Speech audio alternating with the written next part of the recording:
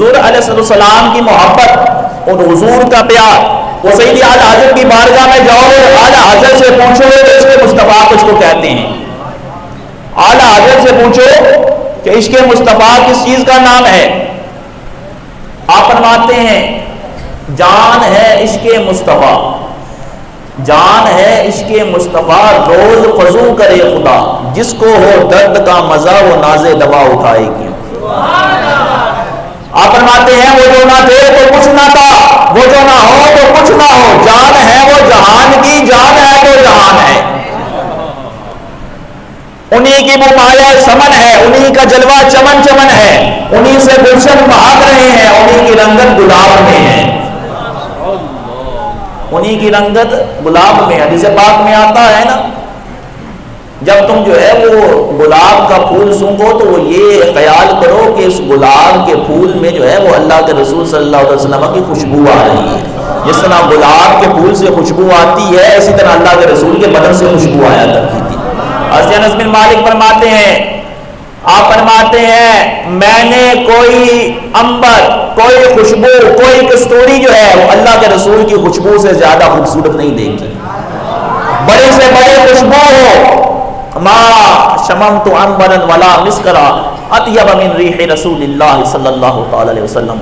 جو حضور کے بدن سے خوشبو آیا کرتی تھی، کوئی کستوری، کوئی عنبر اس کا مقابلہ کر ہی نہیں سکتی.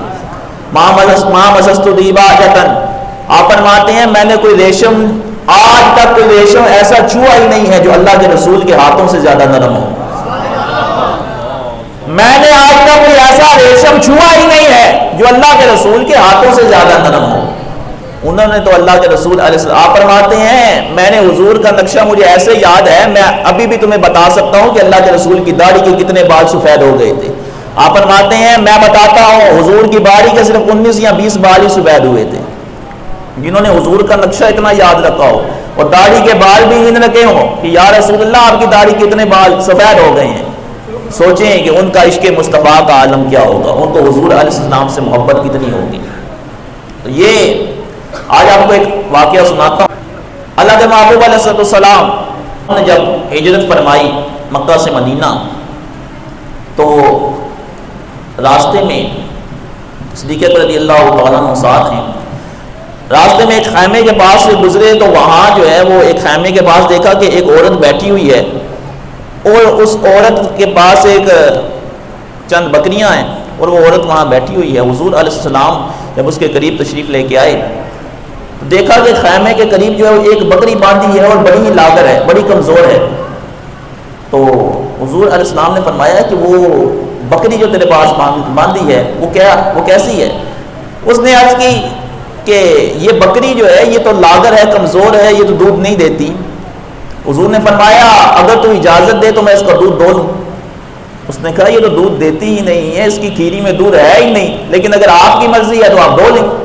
حضور علیہ السلام نے، لیکن رات ایسی تھی، ہجرت کی رات ہے، آپ جانتے ہیں کہ کس قدر کٹھن جو ہے وہ مرحلہ تھا جب حضور نے مکہ سے مدینہ ہجرت فرمائی. صدیق اکبر رضی اللہ تعالیٰ عنہ بھی ساتھ ہیں اور صدیق اکبر کی جان فساریاں بھی آپ کو معلوم ہیں کہ انہوں نے اس رات جو ہے وہ کیا کیا قربانیاں دیں. حضور علیہ السلام جو ہے وہ اس بکری کے پاس تشریف لے گئے اور اس کے جو ہے وہ اس کے اوپر اپنا دست مبارک پھیرا.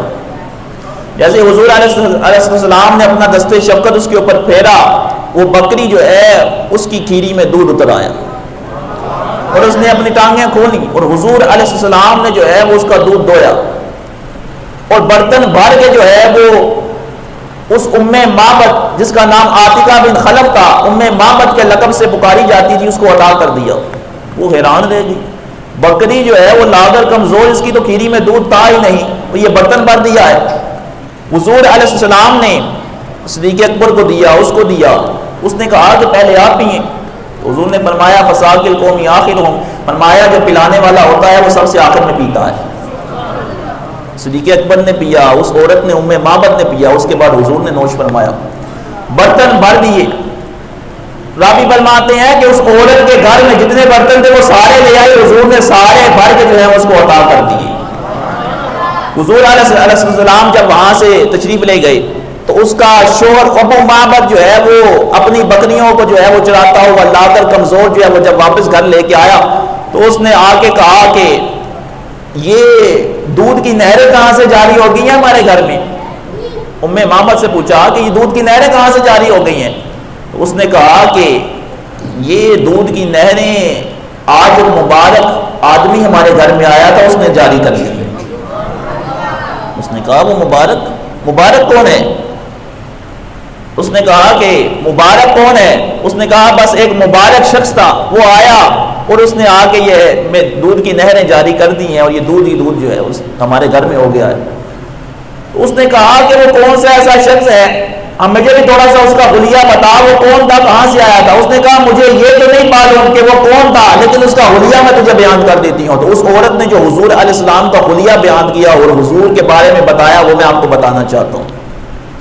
اور وہ عرب کی بادہ نشین عورت جو ہے وہ کیسی فصیح و بلیغ نکلی۔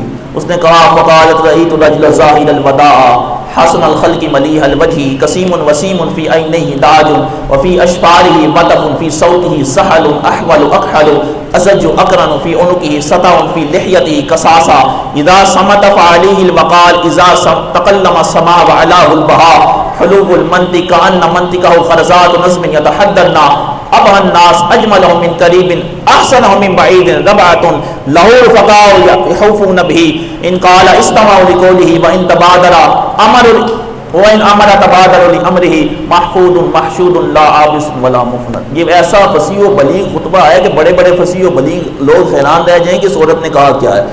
اس نے کہا کہ مجھے بس اتنا پتا ہے وہ بندہ مبارک تھا۔ اس نے کہا میں نے آج ایسا آدمی دیکھا ہے جو بڑا ہی سونا تھا، ظاہر الوداع حسن الخلقی، بڑا خوش خلق تھا، ملیح الوجہ، اس کے چہرے میں ملاحت تھی۔ اس کے چہرے میں کیا تھی؟ ملاحت۔ حسن کی دو قسمیں ہوتی ہیں، ایک حسن ملی ہوتا ہے، دوسرے حسن سبی ہوتا ہے۔ حضور کو رب تعالیٰ نے حسن ملی عطا فرمایا تھا۔ حسن ملی اس حسن کو کہا جاتا ہے کہ جس حسن کو جب بندہ دیکھے تو اس حسن کا دیوانہ ہو جائے، جس حسن کا پہلی نظر میں ہی بندہ دیوانہ ہو جائے، ایسی کشش ہے اس حسن کے اندر، اس حسن کو حسن ملی کہا جاتا ہے۔ اس نے کہا ملیح الوجہ، اس کے چہرے میں ملاحت تھی۔ اس نے کہا اس کے آگے، اس نے کہا فی عنقہ سطع، اس نے کہا اس کی گردن بھی بڑی خوبصورت تھی، فی لحیتہ قصاصہ، اس نے کہا اس کی داڑھی بھی بڑی گھنی تھی۔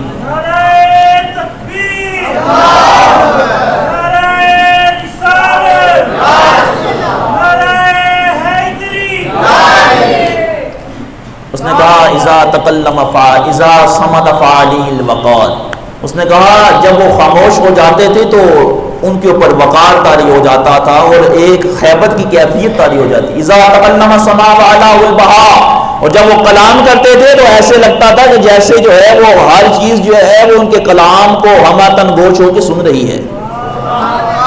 حلوب المنطق، بڑی ہی خوبصورت باتیں کیا کرتے تھے، بڑی میٹھی زبان تھی۔ کان منطقہ خرزات نظم یتحدرن، اس نے کہا کہ گویا ان کی باتیں ایسی تھی جیسے موتیوں کی لڑی ہوا کرتی ہے۔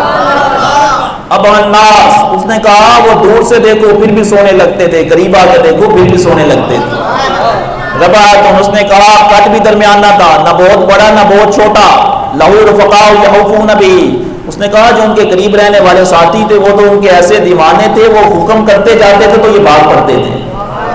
محفوظ یہ کس کے بارے میں؟ صدیق اکبر کے بارے میں کہا ان ہمارا تبادر لامرہ محفوظ محشود لا عابس ولا مفند۔ اور حضور علیہ السلام کا ایسا اخلاق حسنہ جو ہے اس نے بیان کیا۔ تو یہ حضور علیہ السلام کا حسن و جمال ہے۔ یہ حضور علیہ السلام کو ایک مرتبہ دیکھنے والی عورت نے حضور کا ایسا حسن بیان کر دیا ہے۔ تو سوچو کہ جب ایک مرتبہ دیکھنے والی عورت جس کو یہ بھی نہیں معلوم کہ یہ اللہ کے نبی ہیں، اس نے ایسا حسن بیان کر دیا ہے کہ جو صحابہ ساری زندگی حضور کے ساتھ رہے ہیں ان کے سینوں میں جو ہے وہ کیسے عشق رسول ہوگا اور وہ کیسے حضور کا حسن بیان فرمانے والے ہوں گے۔